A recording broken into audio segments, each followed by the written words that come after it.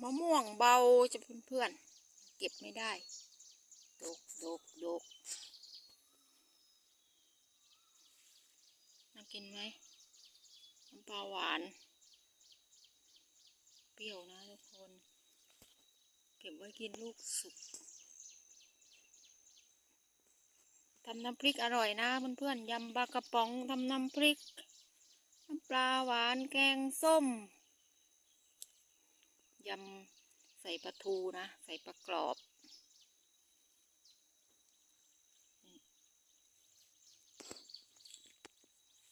ชอบกินลูกสุกมากกว่าอร่อยอันนี้ได้แล้วแช่อิ่มช่วงนี้อะไรก็มะม่วงเบาแช่อิ่มอันนี้